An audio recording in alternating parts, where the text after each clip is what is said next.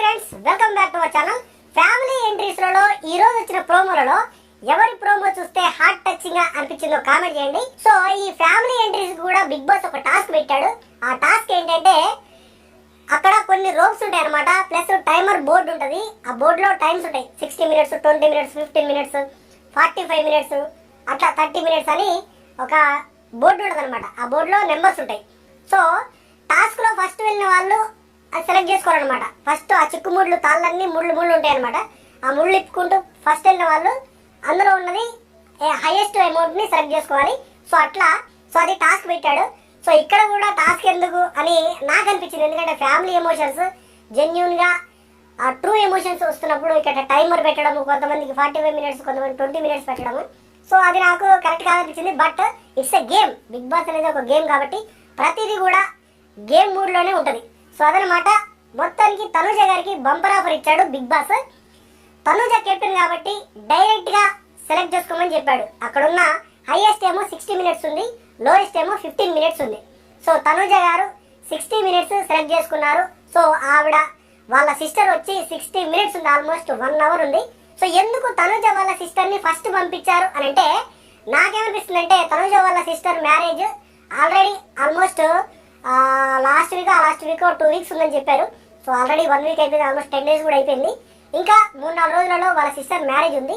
ఆ సిస్టరే ఈరోజు హౌస్లోకి ఎంట్రీ అయిన ఆ అమ్మాయి. సో ఆవిడ మ్యారేజ్ ఉంది కాబట్టి ఆ పనులు ఉంటాయి కదా, పెళ్లి బిజీలో ఉంటారు కాబట్టి తొందరగా షూట్ కంప్లీట్ చేద్దామని చెప్పేసి ఫస్టే ఆవిడను పంపించారేమో అని అనుకుంటున్నా. ప్లస్ తనుజకి బీభత్సమైన ఓట్ బ్యాంక్ ఉంది అండ్ ఫాలోవర్స్ చాలా ఉన్నారు. తనుజ గారి సిస్టర్ వచ్చిన ప్రోమో ఇప్పటికి 10 లక్షల వ్యూస్ వెళ్ళింది. ఆల్మోస్ట్ 1 డే కూడా కాలేదు, జస్ట్ 10 అవర్స్ 11 అవర్స్ అయినట్టుంది. సో 10 లక్షలు 11 లక్షల వ్యూస్కి వెళ్ళింది. టాప్ ఆఫ్ ద ప్రోమోగా నిలిచిపోయింది. సో ఇన్ని బిగ్ బాస్ సీజన్స్ అన్నిట్లలో ఈ ప్రోమో ది బెస్ట్ ప్రోమో అని నాకు అనిపించింది.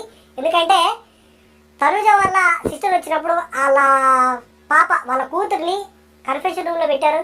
సో అక్కడికి వెళ్ళగానే ఆవిడ ట్రూ ఎమోషన్ బయటికి పరిగెత్తుకుంటూ వచ్చి హియర్ ఈజ్ మై కూతురు అన్నప్పుడు నిజంగా లిటరల్ గా సూపర్ అనిపించింది.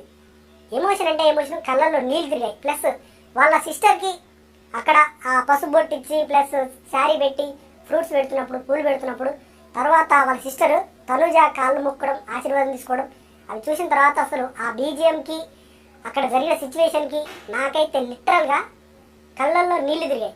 సో అంత ఎమోషనల్ అనిపించింది. సో అదనమాట. లిటరల్గా నాకైతే తనుజ వాళ్ళ పాపను చూసినప్పుడు, వాళ్ళ సిస్టర్ని చూసినప్పుడు వాళ్ళందరి ఎమోషన్స్, డిమాండ్ పవన్ లిటరల్గా కన్నీరు పెట్టుకున్నాడు. సో డిమాండ్ పవన్ ఏడుస్తున్నప్పుడు నాకైతే ఆ కళ్ళలో నీళ్ళు తిరిగాయి. ఎందుకంటే ముగ్గురు సిస్టర్స్ ఉండి, ముగ్గురు సిస్టర్స్లో కూడా ఈవిడ తన టాలెంట్ తోటి పైకి వచ్చి ఈ స్టేజ్ దాకా వచ్చి ఎన్నో సీరియల్ చేసి చిన్న వయసులోనే ఆల్మోస్ట్ 14 ఇయర్స్లో ఆవిడ ఇండస్ట్రీకి వచ్చిందంట.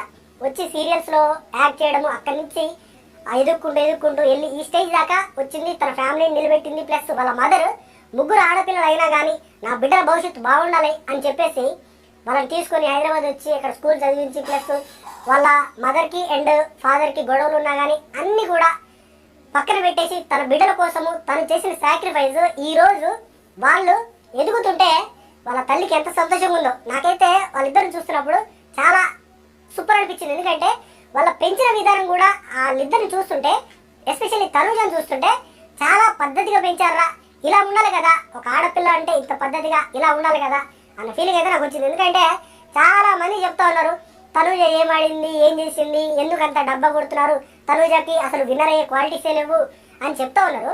తనుజ గారికి విన్నర్ అయ్యే క్వాలిటీస్, అన్ని క్వాలిటీస్ ఉన్నాయి.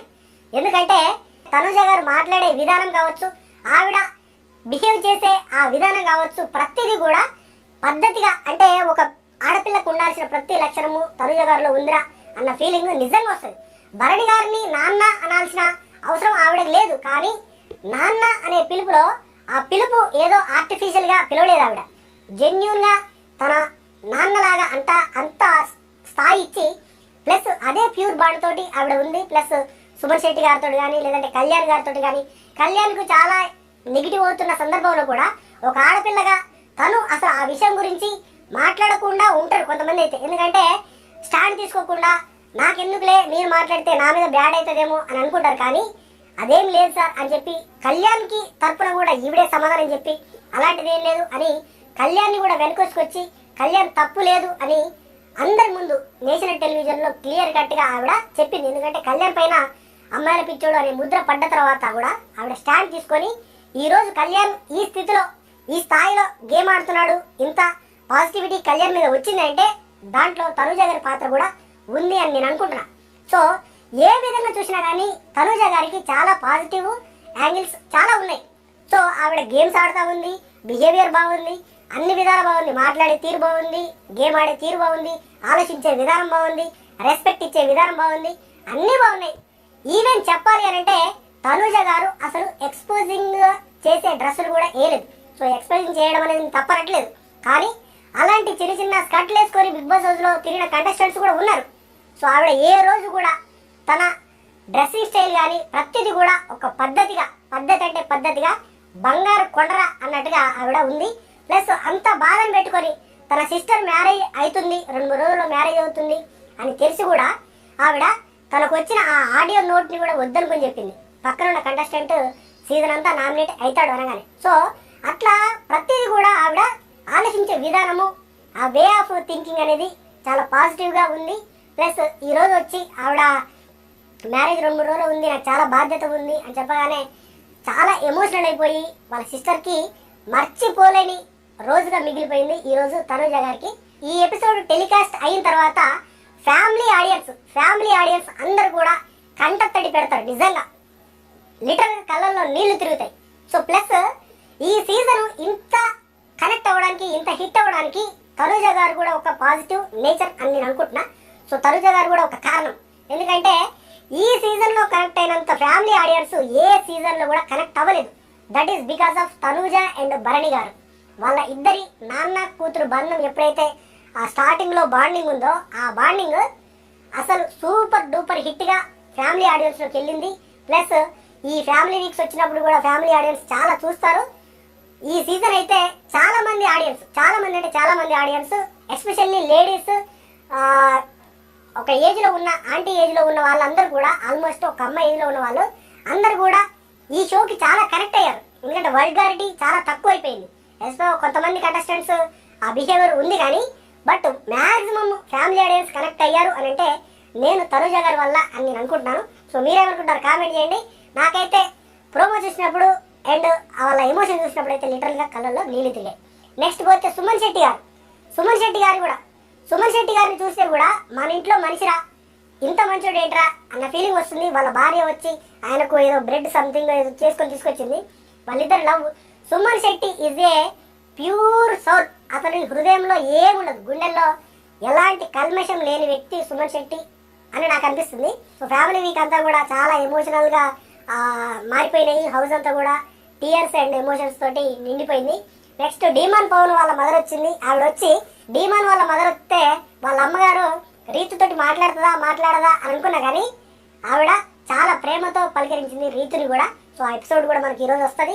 మొత్తానికి అయితే ఈరోజు ఫ్యామిలీ ఎపిసోడ్ అందరి బిగ్ బాస్ ఆడియన్స్ని కట్టి పడేస్తుంది.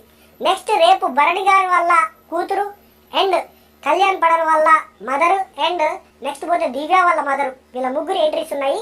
ఆ నెక్స్ట్ డేనేమో ఇమ్మానియల్, సంజన అండ్ సంథింగ్ ఇంకా అదర్ కంటెస్టెంట్ రీతు వాళ్ళ ఫ్యామిలీ ఎంట్రీస్ ఉంటాయన్నమాట.